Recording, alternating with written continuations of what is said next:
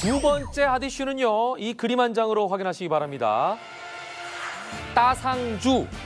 요즘 주식시장에선 보기 어려운 단어입니다. 따상주. 상장하는 기업들은 참 많이 있지만 그중 따상한 기업은 2023년 1분기 이후로는 찾아볼 수가 없었다고 하는데요. 하지만 2023년 하반기 따상주의 기대감이 커지고 있습니다. 그 이유는 상장을 앞둔 유니콘 기업들이 줄을 서 있기 때문이죠. 과연 어떤 기업이 따상주로 등극할 수 있을지 두 전문가와 함께 이어서 얘기 나눠보도록 하겠습니다. 지금 보면 딱 좋을 틈새 시장이 또 있다면서요? 바로 IPO 수혜주를 들 수 있는데요. 네. 지난해에는 시장 자체가 우하향의 추세를 보였고요. 근데 올해 들어서 다시 좀 반등하고 있는데 최근에 보니까 좀 이제 일부 공모 금액이 적은 그 중소형주 위주로 성공적인 그 상장이 진행되었습니다. 자, 그리고 올해 하반기 기대감 상당히 큰데요. 지난해 원래 상장이 예정되었다가 상장을 미뤘는데 올 하반기에 상장을 해볼까 하는 기업들이 상당히 많아졌습니다. 그거는 경기 회복에 대한 기대감이 반영됐다고 볼 수 있네요, 그죠? 경기 회복도 없고 시장에 대한 이 투자 심리가 좀 높아지고 살아나고 있고. 있으니까. 예, 특히 올해 6월 달에 그 유가증권 코스닥 시장에 그 업무 규정 시행 세칙이 상당히 또 긍정적인 영향을 주지 않을까 보여지는데요. 신규 그 상장 종목의 공모가를 기준 가격으로 정하고요. 그래서 가격 제한폭이 이 공모가 대비 63에서 260%에서 앞으로는 60에서 400%로 확대될 것으로 보여지고요. 이로 해서 거래량도 늘고 변동성이 확대될 걸로 보여지는데 거래량이 는다는 것은 시장의 관심이 높아진다는 의미이기 때문에 뭐 그 점 하나만으로도 상당히 긍정적인 역할을 하지 않을까 생각됩니다. 지금의 틈새 시장은 IPO 가는 업종이다. 예. 이렇게 얘기해 주셨습니다. 신 전문가님? 올해 들어서 따상 안 나왔죠. 그러니까 그래, 없었잖아요. 없었잖아요. 예. 하반기 되면은 넥스틸이라든지 에코프로, 머티리얼즈, 그리고 두산 로보틱스, 그다음에 뭐 서울 보증 보험이라든지 이런 것들을 해서 대여들이 이제 쑥쑥 나오거든요. 그래서 올해 공모 시장이 신규 상장 기업 수가 한 78개 정도로 아마 늘어나서 이번에 하반기 되면은 활발해지네요. 좀 활발해지지 않을까, 소폭이나 아마 좀 상승하지 않을까 이렇게 네. 보여집니다. 미국 시장에서 대박난 종목들이 상장주들 뭐 여러분들 다 아시는 마이크로소프트라든지 뭐 테슬라라든지 알파벳 이런 종목들이 아마 지금 뭐 300에서 1000배 이상, 300배 이상에서 1000배 이상 올라가지 않았는가 이렇게 보여집니다. 한동안 얼어붙었던 기업 공개, IPO 시장이 뜨겁습니다. 증시에 입성하려는 기업들은 줄을 섰고 이들 회사의 주식을 사려는 투자자들의 발걸음도 연일 몰리고 있다는데요.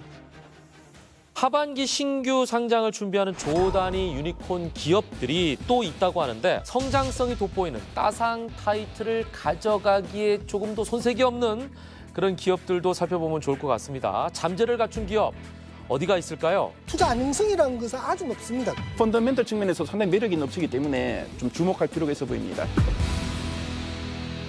저는 몸값만 10조 원에 육박하는 상장 앞둔 유니콘 기업인 SK 에코플랜트를 주목하고 있습니다. SK 에코플랜트. 올 하반기 상장 예상 기업 중 최대여라고 할 수 있는데요. SK 에코플랜트는 2020년 SK건설에서 사명을 변경했습니다.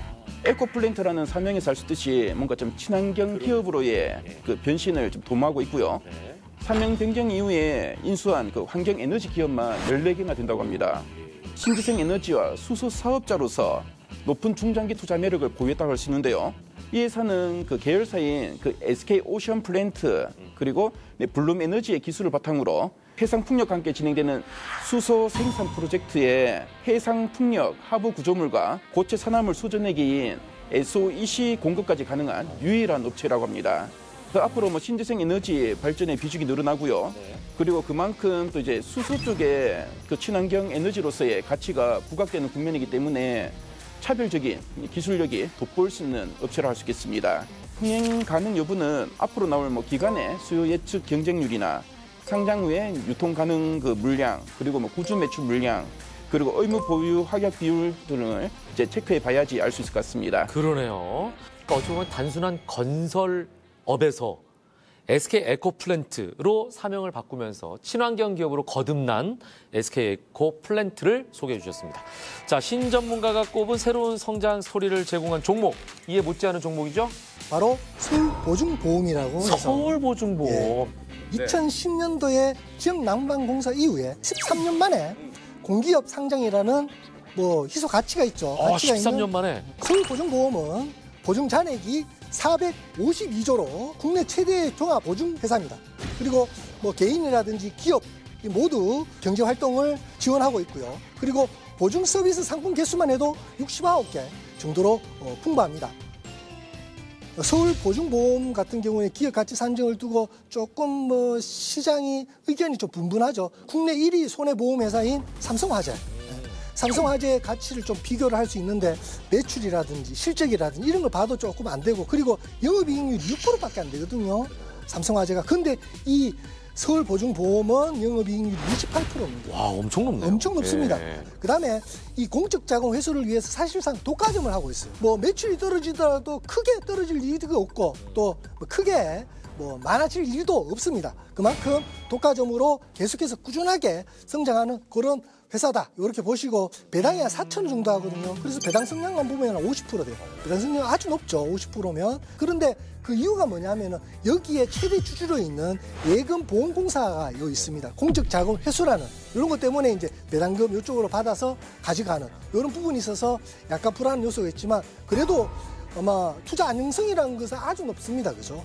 배당을 그러면 그만큼 해주니까 그만큼 투자 안정성은 높기 때문에 영업이익률, 그 다음에 뭐 독과점, 그 다음에 배당 이렇게 보고 아마 투자 매력도를 판단해서 상장이 되면 여러분들 한번 유심히 한번 살펴보도록 하겠습니다. 가치주라고 볼 수 있겠네요. 그렇죠. 서울보증보험 여러분께서 관심 있게 한번 봐주시기 바랍니다. 국내 새벽 배송 업체 중에서 유일한 흑자 기업인 오아시스에 대해서도 주목할 필요가 있어 보입니다. 오아시스요? 네, 신선식품 플랫폼을 운영하고 있고요.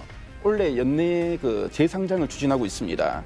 일단 뭐 최근에 그 매출액 한 1천억 원 이상, 그리고 최근 사업년도 영업이익이나 단기 순이익 실현 조건이 어느 정도 충족이 돼야지 코스피 입성할 수 있는데 그런 요건을 어느 정도 충족할 걸로 보여지기 때문입니다. 상장을 한다면은 기존에 그 상장하려다가 그 상장을 철회했던 컬리나 SSG닷컴의 그 상장에도 영향을 미칠 걸로 보여지는데요. 오아시스는 국내 그 새벽 배송업체 중에서 유일한 흑자 기업인데요. 2022년 지난해 매출이 4,200억 원이었고 최근 3년 동안 이 매출이 계속 우상향하고 있다고 합니다. 이렇게 흑자를 한 이유가 있는데 가장 큰 거는 바로 이제 온 오프라인 간의 시너지 효과 때문입니다. 새벽 배송을 하기 위해서 물건을 미리 그 유통업체가 사입을 하는데요. 판매되지 않으면은 재고로 쌓입니다. 그렇죠. 이 재고는 나중에 재고가 재판매되지 않으면은 네. 이게 손실로 이어지게 되는데요. 그렇죠. 근데 이제 판매되지 않은 그 물건을 그 물류센터를 통해서 이제 직영 매장에 입고를 시킵니다. 아, 오프라인에서 소진하는군요. 그리고 매장 방문 고객이 직접 확인해 보니까 물건 괜찮네. 그러면은 또 판매로 계속 이어지게 되고요. 최근에 대기업과의 협업도 추진하면서 성장이 기대되는데요. 이랜드 리테일과 협업을 좀 진행하고요. 그래서 킴스 오아시스라는 그 매장을 많이 늘릴 거라고 합니다. 그러니까 유통망이 워낙 좋으니까 그렇죠. 그쪽에 입점하는 게 또 이득이 아닌가 보여지고요. 펀더멘털 측면에서 상당히 매력 있는 업체이기 때문에 좀 주목할 필요가 있어 보입니다.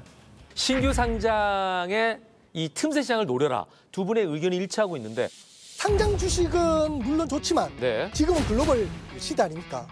더 큰 바다로 갈 종목을 레벨업주로 가져왔습니다.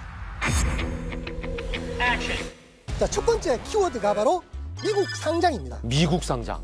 이 업체 같은 경우는 최근에 웹툰 IP 기반으로 제작된 드라마라든지 영화라든지 게임이라든지 다양한 콘텐츠 제작 또는 뭐 사업 영역을 확장해 나가는 이런 걸 해서 성장하는 이런 기업인데 2021년도에 세계 콘텐츠 시장이 3,000조 원 정도 됩니다.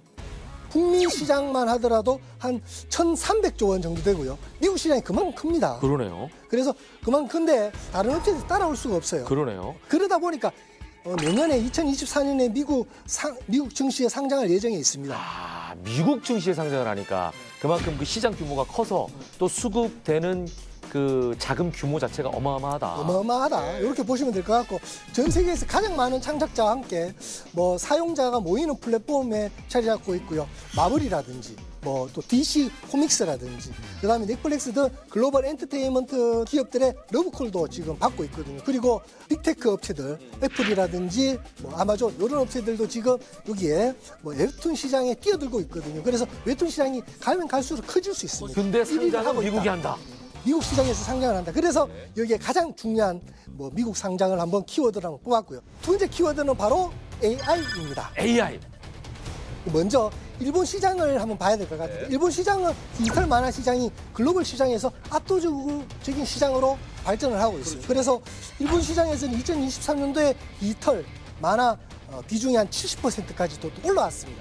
그만큼 디지털 시장이 좀 올라갈 수 있다. 이렇게 보시면 될 것 같고, 중요한 것은 AI인데 AI 시장에서 올해 글로벌 웹툰의 추천 방식이 AI 시장 쪽으로 전부 다 바뀝니다. 웹툰이라든지 뭐 웹소설, 콘텐츠에 특화한 AR 추천 기술 이런 것들이 추가적으로 바뀌면서 이용자들도 늘어나고 있고 작품 클릭 수도 이전보다 지금 한 30% 정도 늘었다고 합니다. 늘었다고 하고 가면 갈수록 조금 더 성장할 수 있는 그런 부분이 나오지 않을까 이렇게 보여집니다. 여기까지. 자, 여기까지만. 여러분의 계좌를 업그레이드 해줄 신상호 전문가의 레벨업주가 궁금하시다면 카카오톡 채널에서 만렙 박주식이라고 검색한 이후에 반드시 친구 추가를 해주시기 바랍니다.